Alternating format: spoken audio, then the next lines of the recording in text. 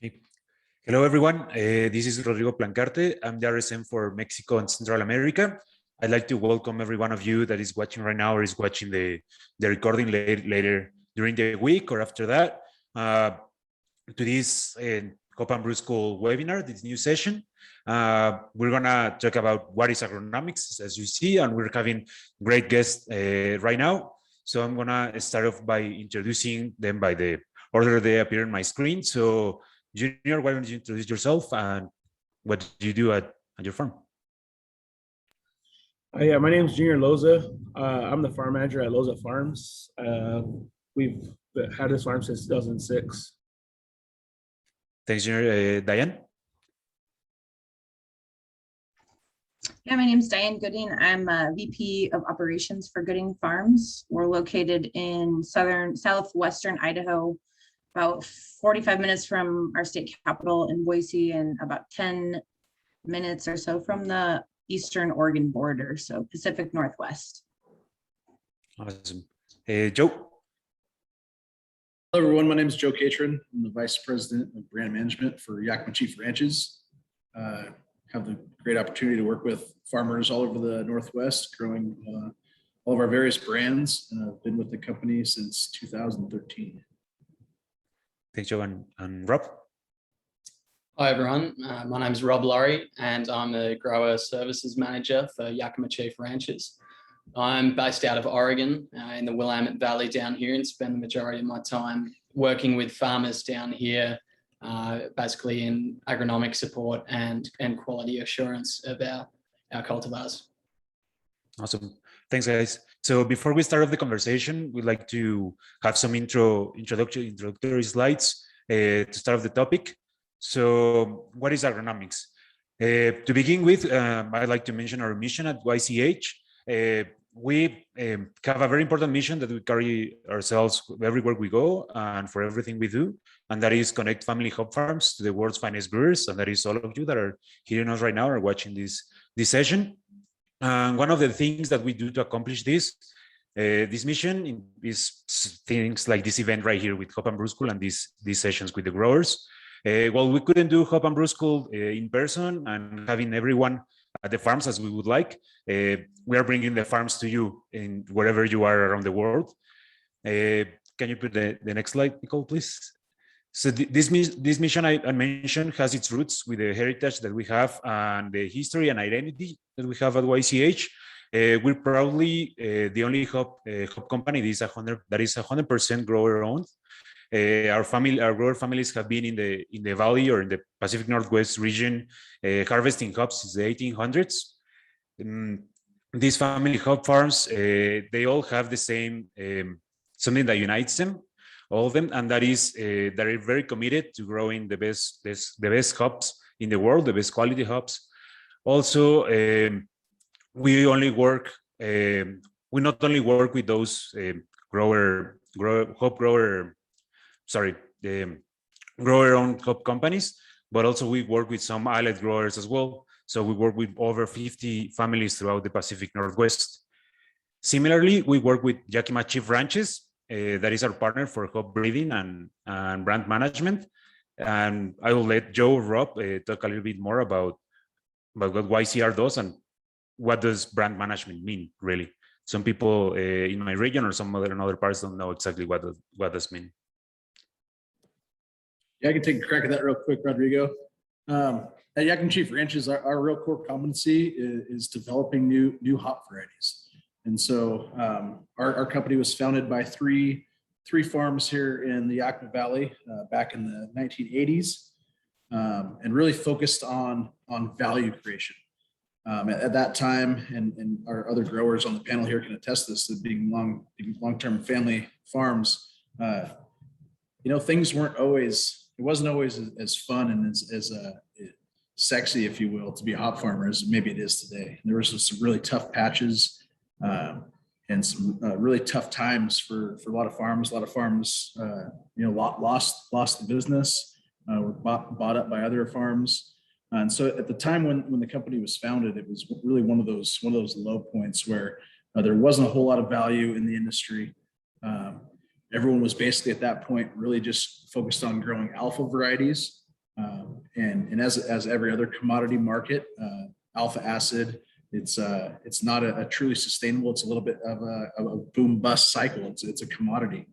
And so it was really tough for family farms to create true sustainability on their farms and have real value, real tangible value that they could, take to the bank and get loans and increase their acreage or expand their facilities. And so really it's focused on creating value, and what we do, how we do that is through developing novel hop brands, new hop brands that we're able to release, and then work with not only just owner growers like you said, Rodrigo, but our entire network of allied growers, Junior and Diane being among that group there, that we work with more allied growers, more non-owner growers than we do owner growers. So our brands are grown in all 3 states, on close to 50 farms, like you said, Rodrigo. So the value created in these brands is not really just being retained by 3 families or by the 12 families that own YCH. It's really intended to spread across the entire hop industry and into the brewing industry. The value that's created in these brands not only allows our farmers to have a better return to grower, have more sustainable returns, but it also allows our brewing customers to use those brands that have that intrinsic value, that their consumers understand the value in those brands and are willing to go spend their hard-earned money on a well-crafted beer with those hop brands in it. So the entire supply chain benefits from the value creation in our breeding program. So that's really something that I'll focus on. And you can see, the success speaks for itself there as far as the timeline goes of commercial releases.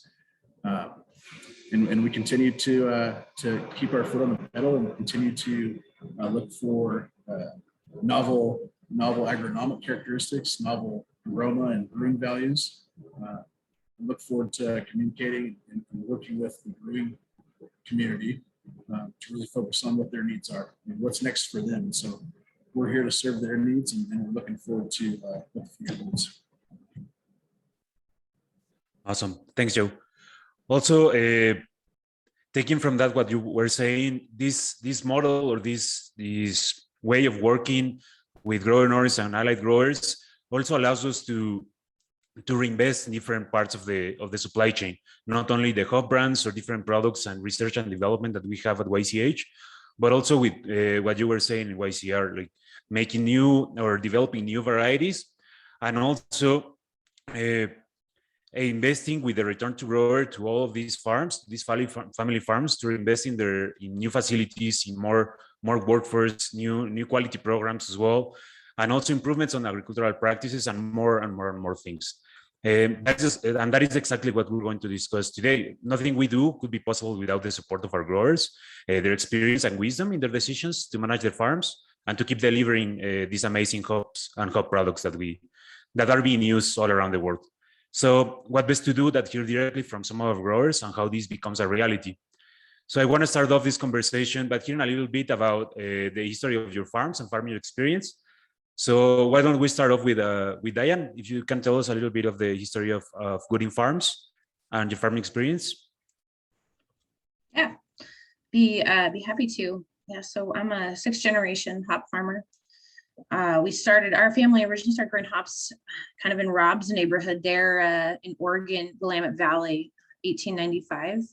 My great grandfather moved our farm to southern Idaho in the mid 40s, and it's kind of stuck, and we've kind of been here ever since. So myself, my 2 younger sisters, as well as our farm manager, Matt, run Gooding Farms day-to-day operations. So that's kind of a unique little setup, certainly a family business. Michelle's like in the dryer right now drying the hops for us, and then I shipped out like 300 bales today. So we all kind of have our piece of the pie, if you will. Yeah, I got kind of hooked up with Yakima Chief within the last 10 years. Dad always knew Tom Carpenter, who's one of the founding partners, really well, and kind of a neat opportunity. And certainly the YCR varieties have been a kind of game changer on our farm as far as Citra, Mosaic, Simcoe, so on and so forth.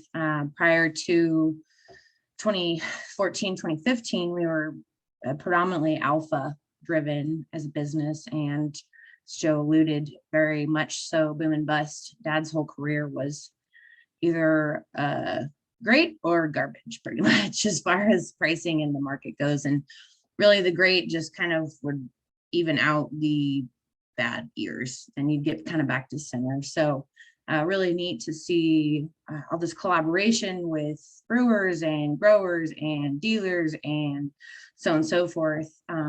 It's certainly a shift from a historical perspective in hops, and just really happy to kind of have our foot in the door and be a part of it. Awesome. Thanks, Diane. Want to go over to Junior. Can you tell us a little bit about Loza Farms?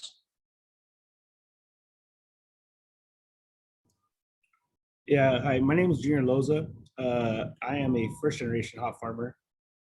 Also, I'm a Chicano hop farmer. We're the only Chicano owned hop farm right now, sort of in the country.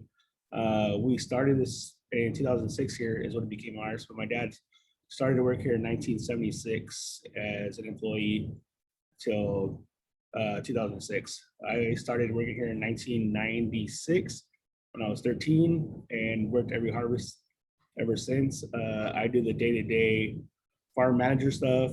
My brother does all the hay and corn side, and then does the drying, and then both my sisters do drying also, one in the daytime, one at night. Very close-knit family operation. Hispanic families tend to stay real close forever. It's kind of ingrained in us whether we want it or not. So we've always been real close-knit. We've been working with YCH, yeah, probably the last 8 years, I would say. Yeah, big changes. Just knowing where your hops end up, since 2009, I think our whole industry has changed, being able to actually meet brewers head on. For the longest time, the only brewers I knew were the A and B guys, and I only knew the agronomic side of that. So it's a lot neater to be in this industry now than it used to be, for sure. Awesome. Thanks, Junior. So now to start off with the right in the middle of the question that is the title of this session, that is, what is agronomics? So agronomics, it means the economic side of agriculture. In other words, like the productivity of land and the yield. So I wanted to ask, like, all four of you, maybe we can go in general with YCR into the particulars with Loza and Gooding Farms. So what are some key factors that are involved in having a plant that has good productivity and with hops that have good yield, meaning like the alpha production as well as pounds of cones that are produced per acre, perhaps. So Joe, Rob, do you have some comments on that? Maybe on the side of YCR, what are the main challenges or some factors that you see in the farms that you work with?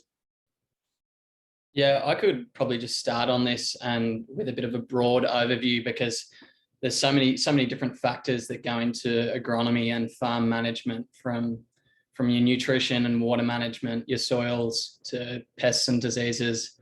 We could talk about this for hours on end. But my position at YCR, the way I see it is basically revolves around agronomic management and support for our growers.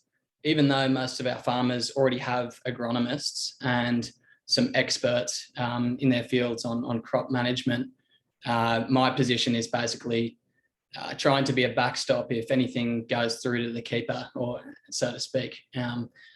So in a broad sense for me, good agronomy starts with having footprints in the field and eyes on fields constantly. And so that's what I try to do.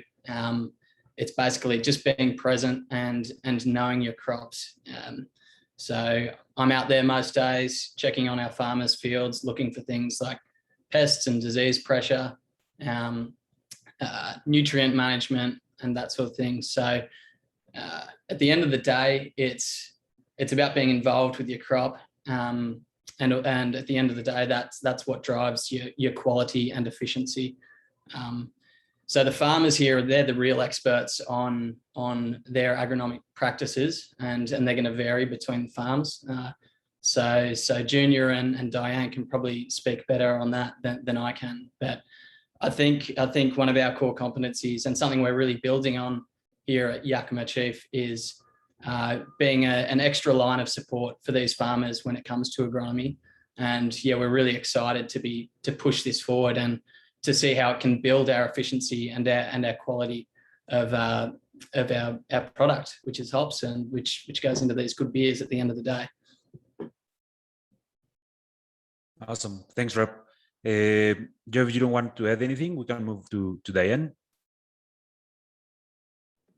No, I think Rob summed it up well there. I mean, there's obviously a lot of variation. There's a lot of different factors that go into farming, and then we're finding out all sorts of fascinating things with all of our brands. You know, in our tissue culture lab, for example, different media that we're growing those plantlets in, we're finding that's fairly replicable.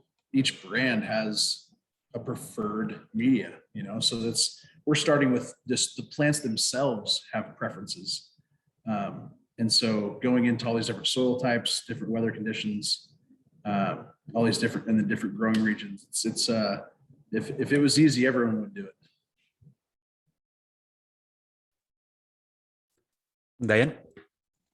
Yeah, definitely agree with Joe's comment there. It's definitely not easy, especially 2021. This has been really, we all thought from the growing perspective, I should say, that 2020 was, oh gosh, the hardest year of COVID and so on and so forth. And then 21 came along and Yakima saw 115 and we saw 40 days of 102. And it's been a really challenging year. And, you know, on the agronomy piece, I think that this year you're really seeing, you know, folks that any mistake is magnified times 10x this year, pretty much.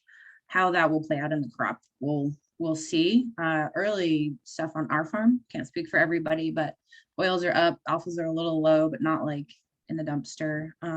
We tried kind of a different program this year, a little bit less on the nitrogen side, which nitrogen typically in hops is one of your main components, and really focused in on our soil health in the hopes that over time will improve that microbial community in the soil, and therefore have actually better agronomics and yields and oils and alphas and aromas and all of it. And it's you know, agronomy as a whole is, you can look at it from a 10,000 foot or a 1 foot level, depends on what you're doing. On our farm, we're really focusing on trying to regenerate our soils. Some of them are pretty tired and have been farmed for you know, not quite 100 years, but for quite a long time. In Idaho, the soil's a little bit different compared to the Yakima Valley. A little more clay, higher pH, higher salts oftentimes. Yakima's easier, in other words. Okay, it's hard to grow hops in Idaho. I just gotta, you know, give a little flack there. But, you know, we very much believe, you know, there's a quote that I've heard a number of times, that we know more about the stars in the sky than the soil beneath our feet. And we've found that's very, very true. It's like, you know, we'll do cover crop mixes and different, you know, plant kind of focus things. And some years they work great. And some years it's like, why did that even fail? We don't even understand a lot of it. We're really trying to be progressive on understanding what's going on in that plant. So we're doing sap analysis on our farm. And so that's like, instead of doing a, you know, like a skin sample, we're actually taking the blood of the hop and analyzing that to hopefully give us a little sneak peek on what is going to come through in that plant or any deficiencies. So we can try to get ahead of it and see, you know, if you're looking at the blood of the plant versus the leaf of the plant, the leaf will tell you the story 2 weeks after the sap has, you know, it starts there and then migrates outward, just like humans or anything else. If you want to know your white blood cell count, you know, don't wait to get sick, get a blood test. So similar idea. One other thing on our agronomy side that we do a little differently than some folks, although Rob, you've probably seen this in Australia and New Zealand, is we have started integrating grazing, row crop production, and general perennial production or annual production has seen huge benefits in incorporating animals into farming systems. And so we've started doing that. This will be only our second winter, utilizing livestock in a high density or mob grazing regimen. So kind of proofs yet to be proven, but that along with incorporating more humics and more compost and so on and so forth, we really are optimistic that we can make some significant strides in our soil health in a fairly short fashion. I mean, it takes quite a while to build topsoil from a desert, so it's a little bit of an uphill battle, but we think it's certainly one worth pursuing. And just staying on top of it. We have an internship program this year. Had 2 gals from the University of Idaho that helped me with field scouting and predator bug releases. We did quite a bit on that. Did releases on about half of our farm, which we have about 900 acres. And, I used to scout every field once a week, and the farm is now to the size where I realistically can't do all of my other duties and do that. I mean, I could, but it's like 100 hours a week. There's just not enough daylight to get through everything. So, it's on the paramount of our priority list, having sound agronomy as well as being, not even sustainable, but regenerative. So, what's the point of sustaining a defunct system? Well, better to improve it than to sustain it. So that's definitely kind of our main focus on the farm. And it's certainly challenging, but hops are hard. So a lot of people are like, well, why are hops so hard? Well, they grow 18 feet in 5 weeks. There is no other plant on the planet that can do that. So we're up kind of against a really challenging situation in that it's so unique, and there's not a lot of, additional data. And it's kind of, we're all helping each other and to some degree being pioneers within our own industry, trying to make advances, and also creating consistency and super high quality aroma hops for the craft market. Awesome. So hopefully that's enough. No, I'm that create more questions that I already had written down, but we'll go back to those.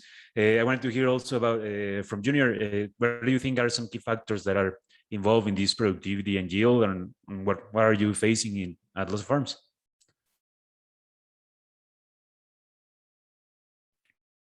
You're muted, Junior. I said, Diane might be right. It might be easier to grow in Yakima. I don't know what the soil's like there. I'm on the reservation. So all I know is what we've always done and what we've learned here. 2021 has been more difficult, the heat wave and stuff like that. It's like our weather this year has been COVID. Just like to say, COVID is a multiplier. If you're already sick, it makes you worse. The same thing that our weather we've had. For us, the hardest part was that we had cold at the beginning. So when it was time to train, stuff hadn't grown back yet after our pruning. So it was a difficult time for us. But what I have noticed is that we live and die by our data. So I also do sap analysis like Diane does, and I do leaf sampling also. So I do 3 of each per season. So I know what's in the plant now, which is a little bit later than what you can do, but also what's in it through the sap, what will be in it in 2 weeks. So I kind of regulate it that way, because on the fertility side, you want to make sure that there's enough for the plant to grow, but not where you're putting more out than you need. Because you could obviously hurt your soil, but on top of that, it's a waste of money. Is the way I look at it. You need to balance both sides. The weather has made things extremely strange for me. I have sprayed a lot less than I ever have for a lot of my bug problems. I have fields I haven't sprayed yet. not once. I sprayed one time for gray hair streak, and that's it. And I did aphid through a drip, but that's more of a, I always do that at a certain time through as fumigation. So I had already done it before it's ever a problem. I don't know. It's been strange. The heat for us, I think the biggest thing is it was hot, and so it took everything so long to get where it needed to be, and then all of a sudden it went from that to the cold weather. So now stuff's maturing extremely fast. You know, where a week ago I was like, I don't know when we're gonna start. I don't know when we're gonna start. To now I have 4 or 5 fields that smell like they should be picked already or pretty soon. So I think the 2021 has been a tough year. My agronomist, the guy I use is extremely good. I think our fertility program that we have, our EC mapping, so we can see what the soil actually has, I think has helped a lot. By doing EC mapping, we're able to put fertilizer where you need it and only where you need it, or gypsum where you need it and only where you need it. We have very high salt areas out here also. In fact, I have some ground that I picked up last year that I can really see the difference of when someone doesn't take care of the ground. We've been having a hard time to get stuff to actually start growing there. So it's one of those things where you can actually look at one field and look at the other fields, and they're 10 feet apart. And you can see world difference in your plant because one soil was checked for what it needed and not just always done what has always been done, same thing over and over again. But besides that, I mean, it's been kind of up and down for sure. Awesome. From there, one of the questions that popped up in my mind is you mentioned, Diane, the nitrogen is key for hops, and also the heat that I know like a lot of people have been asking about the heat wave that we had in the valley, in the region, the PNW region. So are there any other factors that are particularly challenging or particular for hops that wouldn't be for other crops, maybe for other crops that you grow or that you have experience with? Are there any other that are particular to hops that you need to be aware of? I mean, there's certainly diseases that, and sometimes it's almost by variety, not necessarily looking at a crop or the crop in general, but you know, certain varieties will are more susceptible to powdery mildew, whereas others might be a little more attractive to mites for whatever reason. So you definitely see things like that. But you know, in the Pacific Northwest, we also don't have some of the pests that they do, say in the Midwest, some of the bug pests that they struggle with, you know, and especially Washington and Idaho, it's more dry. So we have less struggles with downy mildew, which, you know, Midwest, Michigan, New York, what have you, they definitely have a lot more problems with that. I mean, it's humid, so the moisture laden air really can kind of wreak havoc, create essentially mold issues. And that's why hops, I think, have flourished agronomically speaking in the Pacific Northwest. This is a very conducive growing area for the crop. You know, I think there's some crops that have more problems than us. For example, California strawberries have a lot of problems with powdery and spider mites particularly. They have like the most miticide tolerant population of spider mites on the planet, I think. And you know, it's neat to chat with other growers and compare notes because it's such a tight-knit industry. So we really can share and bounce ideas.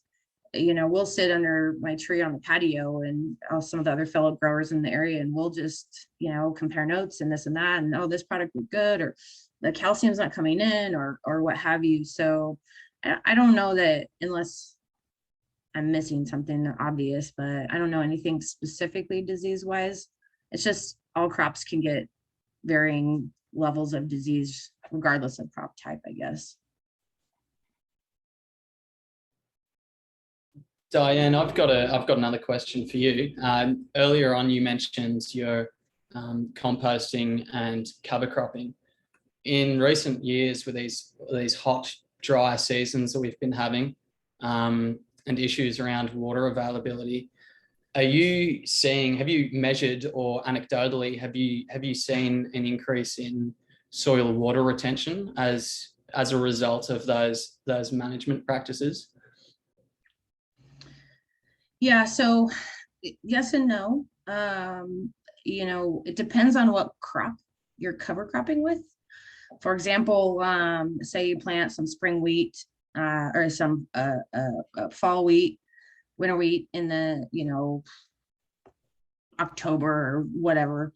That has a really shallow root base and not a very good root structure. Whereas if you would to plant something like say earlier in the season, turnip or something, or even a radish. Our radishes this year have been crazy, like insane. And that has a really deep penetrating taproot. So it's able to bring up water from 3, 4, 5, 6 feet. Whereas, a weed or something a little more shallow base may kind of wither and die fairly quickly, especially in a drought condition. And it's not as hot. So when we had 105 degrees, I went out with my digital temperature thermometer and I'd scan the soil outside of say on the side of the field where it's just dirt. There's no vegetative matter there whatsoever. And then I'd go scan the cover crop and then the plants. And inside of that canopy within the hop field, it was 106 on that soil outside of the field, whereas inside the field, it was 86.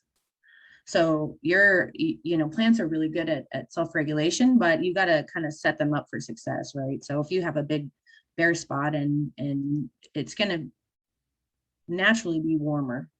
So this year that was a really big benefit. And even if the cover crop failed, we just left the weeds. I mean, the weeds tell a story too. It's not always one you want to hear, but they definitely help in that regard. And, just keeping dust down and trying to keep any stressors at bay as long as possible really is a huge thing. And, we've seen in some instances, because there's a few plots that we do no-till, and year on year, some have improved and kept getting better. And some have actually gone the other way and we've taken out of the no-till production because the conditions just weren't right, or we didn't plant the right thing, or it didn't rain, or we didn't irrigate it. I mean, there's so many variables, and it's kind of tricky. Most people don't irrigate the cover crop, especially in a year like this. Our water allotment's at like 50%. So we kind of need to conserve every drop. And we've had a few rain events throughout the season, which last year we had none. So that was certainly helpful. That's kind of a long yes is short answer. Yeah, no, that's great. And that's a massive decrease in temperature too. That's great to hear.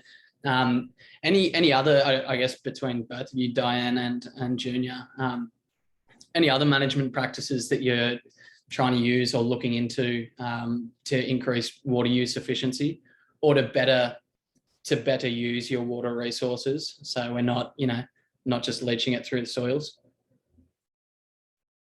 So for the last few years, I've been doing pulse irrigate. I think that's helped me a lot. Basically, I turn on for 1 hour and turn off for 3 hours, 6 times a day. So instead of my field me irrigating for 12 hours every other day, just the water doesn't shut off. It just on rotation. So what I've noticed, my water moves a lot more laterally than what it used to. So I'll actually see water moving out to the center of the rows that didn't happen before. On top of that, it seemed to help a lot this year with the heat stress, because the water was there at all times for the plant instead of it having to wait for the water to come back around. The only time I've seen where that doesn't work out is on an actual drought year where we have a hard time getting water to irrigate.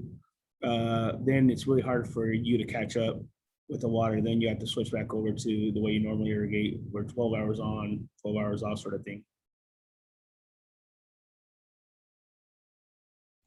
Yeah, and on our side, we do a fair bit of that, not all across the board, but we've also started incorporating water monitoring sensors and systems to help, infield, because it's a tool. It's not going to tell you exactly everything, but you can use it as a tool or to identify issues, flow issues, or, if you're having automation, maybe sometimes the program messes up and it skips that zone or whatever. And that can be really helpful also too. Yeah, and the more arid regions, obviously water is always going to be a consideration. It's always going to be at the forefront of a farmer's mind, and something that they obviously take in consideration throughout the season. In Idaho and in Yakima specifically. Rob, this year's been pretty dang dry in Oregon as well. What have you been seeing down there with growers and the way they're responding to this season in particular, and then maybe kind of hedging their bets for subsequent seasons? Yeah, it definitely has been quite an uncharacteristic year down here in Oregon. Interestingly enough, most of the crops down here have actually been pretty fine. The soils here are quite heavy, and a lot of the fields have pretty high water tables. So if you can get them established, those plants they get their roots down pretty quick and hit those water tables. And even if you don't have enough irrigation water, the crops are tending to pull through with what they can scavenge from what's out there in the soil. Something really interesting I've found this year though is with a lot of people looking to establish first year crops down here in Oregon, and Oregon's a bit different to Washington and Idaho. So the first year of cropping is basically you plant the roots or the pops in the ground, but you don't string them and you don't get a crop off in the first year. Because for a number of reasons, you basically can just struggle to get yields down here in the first year. So the first year is just aimed at getting the plant established. Anyway, a couple of farmers down here this year ran out of water for irrigating some of these baby crops. And interestingly enough, they're some of the best looking baby crops I've seen down here. A couple that sort of missed a bit of a drink here and there, which is leading a lot of people to question. Generally we've got a lot of water down here, and everyone's usually constantly irrigating quite a bit, but maybe moving forward, maybe in general seasons, maybe we're irrigating too much, just because we've got the water there. Because these plants they obviously require a huge amount of water, but they also don't like wet feet. It's a bit of a contradiction in that way. So it can be tough to manage how you get that water to the plant, but not end up rotting your roots out, basically. And yeah, so I think that was something interesting that we saw this year. And yeah, that's something I'm going to be looking into, is how we can better place and better time our watering, and become more efficient in that regard, by saving water and potentially even growing more efficient and stronger crops. But yeah, as a whole, in regard to the commercial crop and the hops that will be coming off this year, yeah, the dry season down here hasn't had too much of an effect on crops. I don't think the heat wave that we had has certainly had a greater effect on some of the yields that we're seeing this year, which are slightly down because of that. On that note that you were mentioning, Rob, or sorry, Junior, you wanted to say something? Oh no, I was going to agree with Rob about noticing that when they get too saturated in water, it's become a problem. And I think a lot of, especially so my dad's been doing certain things forever the same way, and they still really irrigate. And I think that concept is in your head all the time. You gotta water, you gotta water, you gotta water. And I've noticed that sometimes you go too far and your crop will start turning. In fact, I saw a farmer one time having to shut off the water in like July when it was like 104 degrees for 4 days, just to let the ground air out. And you could see the hop plants change colors. So I think you're right on the money on that one. Thanks, Junior. I want to go back to the question I had. Rob, you were mentioning about these first year hops. The farms, or Diane Junior and Joe and Rob, and the second part of this question, what do you look for when you're planting a new hop yard? And what varieties are you choosing for maybe this or that other yard? And on the side of YCR, I know you choose some particular farms or plots for different brand varieties. What are you looking for to decide, or what are the factors that you take into account to decide which varieties to plant somewhere or some other place not? And in general, for Diane and Junior, what are you looking for when you're planning a new hop yard?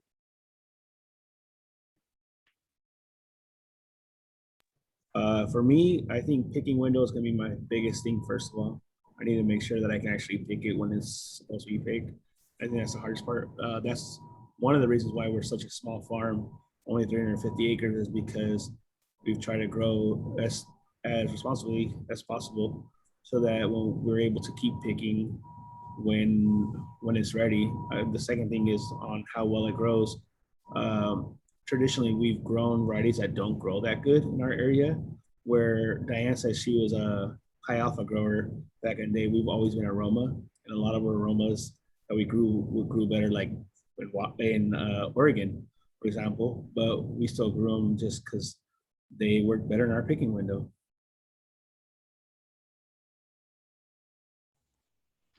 Yeah, definitely. On as far as, variety selection, definitely the picking window is critical.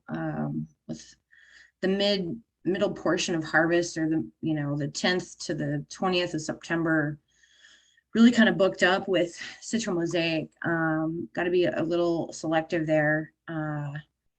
And like with Junior, we don't have plans currently to expand our harvest capacity. So, and then beyond that, it's like we've been finding that certain varieties grow a little bit better in more sandy loam versus sort of heavy clay.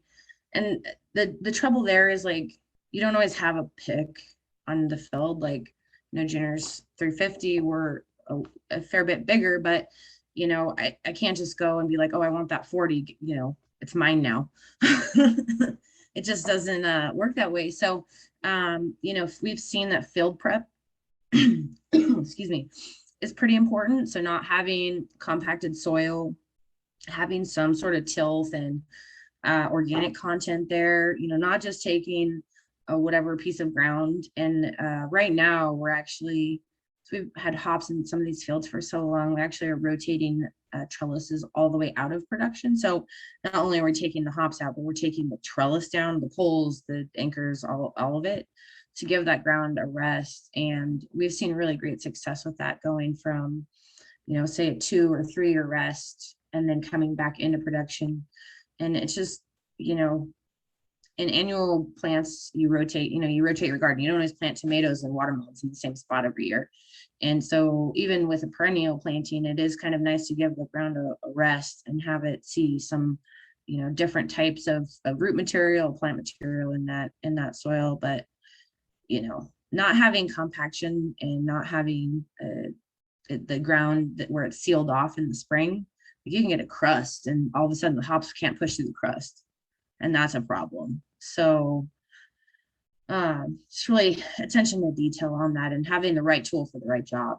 If you know that your ground is higher alkali or pH is higher, coming in with something that will help combat that, get you off on the right foot, is really critical. It's hard to recover if your initial planting is poor, or if you have a poor hill stand. It's almost better to just hit reset, which is expensive.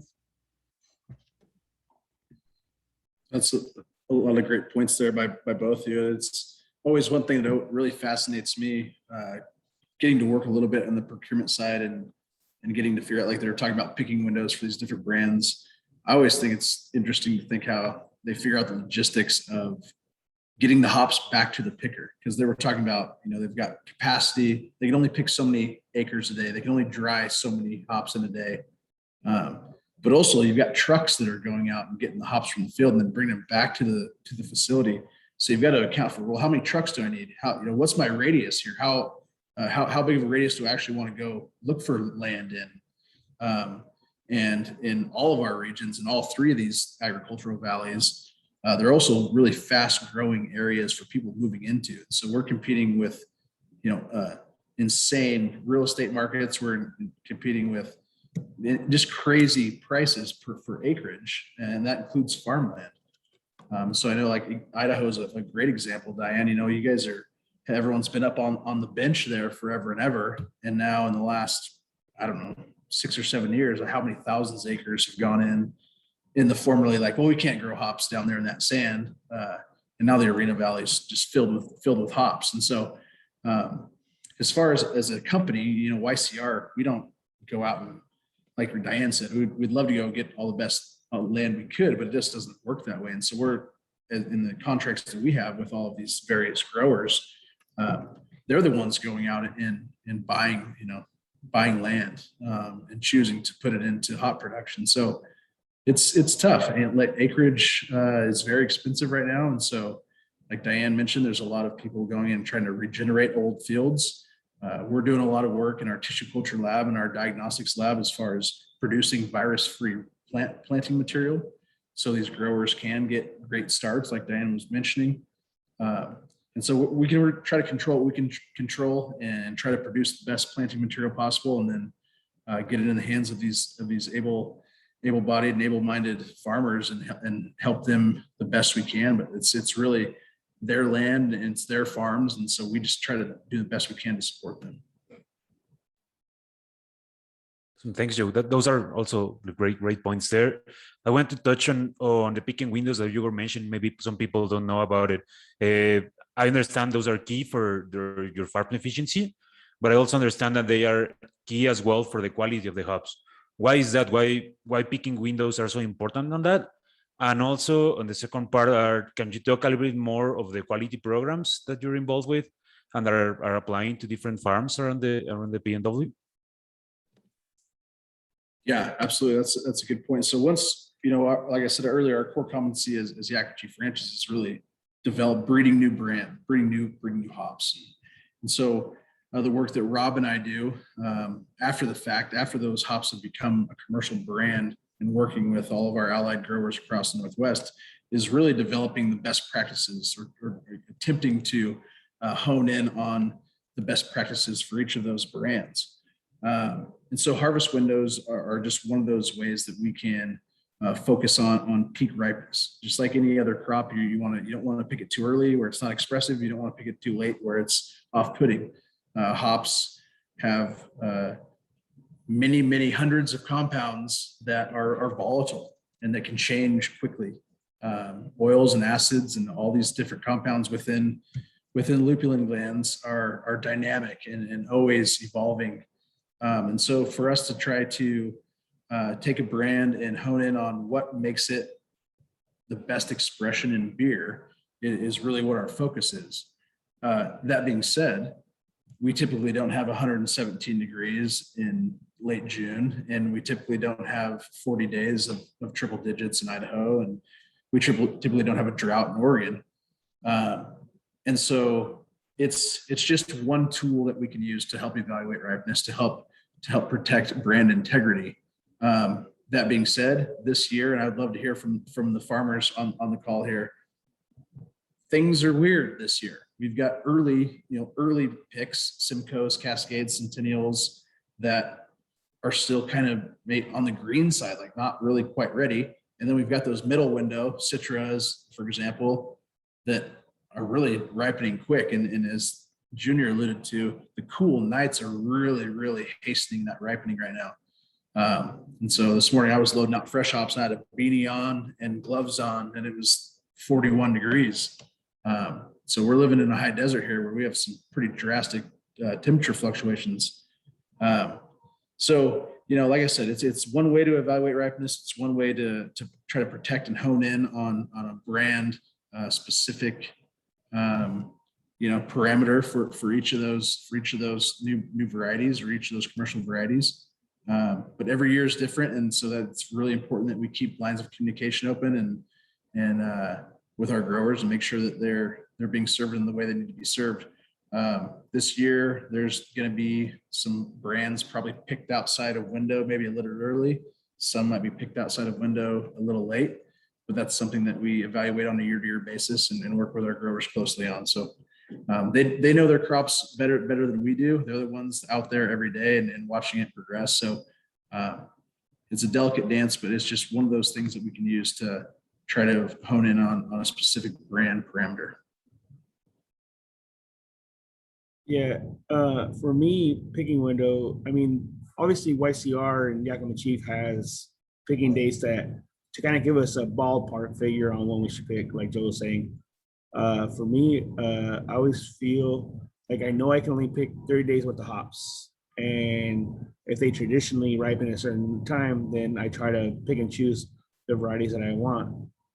At the end of the day, though, the first thing when you see a cone is you see it first, so you want green. So I don't want it to go past when the cone's actually green when I'm going to pick it. And then the next thing is the smell. If it smells bunk, it doesn't matter how amazing the oils or the alpha content is. If it smells horrible, it smells horrible. You know, maybe it's green grass, maybe it's garlic and onion.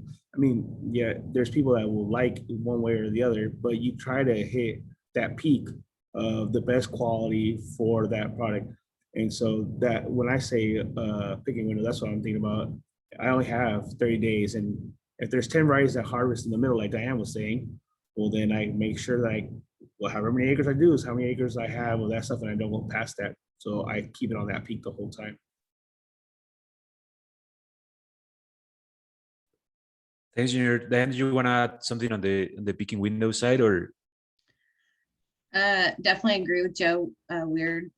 It's weird this year. And I've been saying actually all year, weird is the new normal. Because that's kind of how it's been lately. For our farm, you know, we started harvest about 3 days later than we did last year. And given the season, that didn't really surprise me. You know, some of the varieties on our farm, the crop is a little bit lighter, so it didn't worry me from you know, getting done before October 1st. Nope. The goal for hop farmers typically is you don't want to be in the October club. So sometimes September gets really long. It's like, oh, we finished on the 32nd of September. Well, it's not always the best, which we've been there. So like, it's all good. But, you know, we use dry matter testing quite often to help as a tool. Again, with the water probe, you know, that's a tool to help a farmer make decisions. So we use dry matter testing as a tool to help us choose our harvest order. So, you know, that's for our farm, we go and we take a field sample. So that's multiple passes through a field at multiple locations and multiple, you know, low, middle, high. And then we'll actually, you know, we weigh the sample and then we run it through a dehydrator for 24 hours and then reweigh it. And that gives us an indication of, you know, because as things are maturing, they start drying out.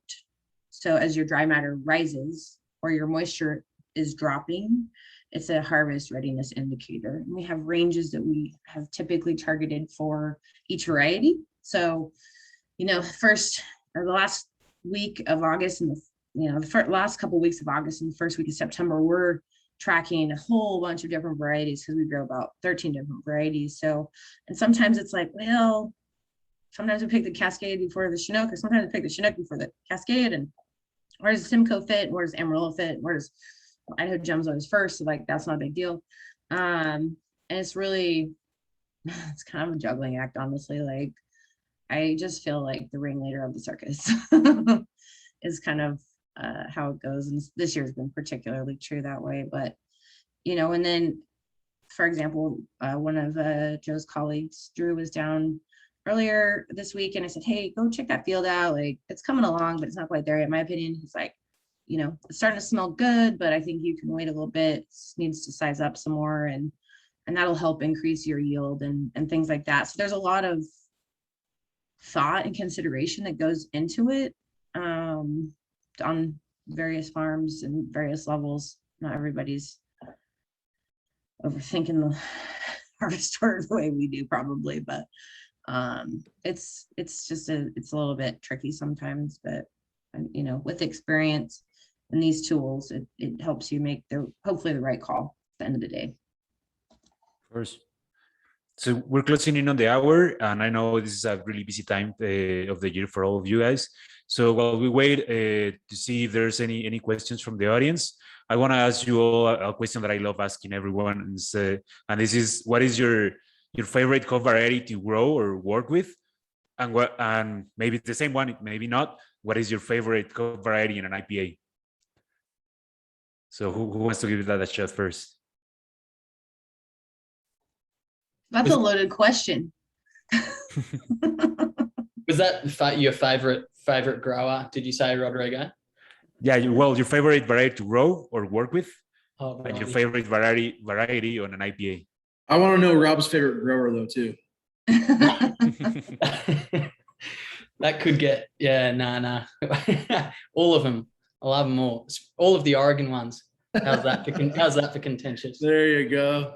My favorite variety to grow is Comets. My favorite variety to pick is Citra. Comets suck to pick, but they grow easily and they look amazing in the fields.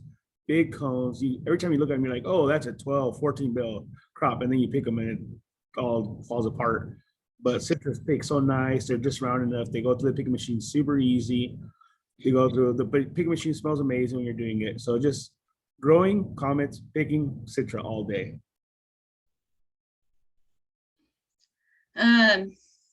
Yeah, I would say Chinook's probably my favorite variety to grow. It's really, I mean, I think we put 20 units of nitrogen on our Chinooks this year, and they look fantastic. You know, so it's always nice to drive around and you see these big, beautiful plants. Mosaic is another one I would throw in that mix. A really nice hop to grow and harvest for that matter. I have to say I'm a little biased on my favorite variety in general, just because we have one with Idaho Gem, and so that's as of late been kind of my number one pick. So. Yeah, not that I'm growing anything, but one that's really interesting me at the moment is Talus, one of our new HBCs, and basically just trying to figure out how to grow it and how to grow it down here in Oregon. It was bred up in Yakima in a quite a different environment to what we got going on down here, and got a few growers growing some relatively small acreage of Talus, and they're all sort of competing to try and figure out who can get off the blocks first and grow a really nice crop off it. But so that's interesting and awesome hop to drink too. So what about you, Joe? Well, again, I'm not actually a hop farmer, so I don't really want to say I grow any hops per se, but I see a lot of hops. I walk through a whole lot of hop fields, maybe more than most folks. And my favorite plant in the field is Simcoe still, like on a nice crop of Simcoe. And Simcoe's it's admittedly not always robust. Can sometimes be a little skinny, but it's also one of the first ones, at least out of our brand, the first hops to start really maturing. And so when I'm going through and walking yards and the first Simcoe cone of the year that really starts to explode with that kind of pine fruit punch combination is really nice. I will second Junior's pickability of Citra. The way it just pops off of the cones pop. There's a very distinct sound when you're plucking those by hand of Citra. The pickability is amazing on that variety.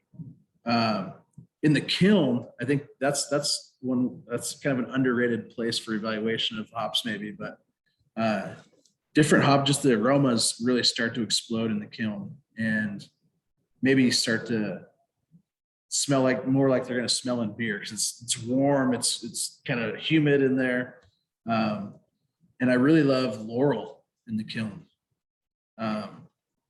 It's not a huge, really fruit forward type, punch in the mouth type of hop like a lot of our aroma varieties or recent aroma varieties have been, but it gives you almost a mouthfeel in the kiln, like a lemon custard is how I describe it. But it's subtle but impactful, and yeah, I really like Laurel in the kiln. And then as far as my favorite IPAs, it's kind of whatever's in my hand when I'm thirsty. But Pallet Jack from Barley Browns worked out really nice for this session.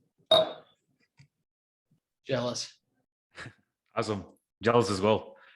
I want to visit over there soon, hopefully. So we closing on the hour. It's 6 over here in Mexico. So I want to thank everyone that joined the panel, and all the audience that is here, and the ones that are watching it on demand. As I said, I know you all guys have a pretty busy time of the year right now. So I want to thank you, and thanks for all the work you're doing at YCR and at your farms. Really appreciate it. And we love drinking those beers that have all the goodings and Losa hops over here. So thank you very much. And before we say goodbye, I don't know if you want to add something else. If not, I hope to see you all guys soon. Thank you all. Likewise. You. Happy harvest. Diane and Junior, appreciate your time very much. Yep. Happy Thank you so much. harvesting. Yep.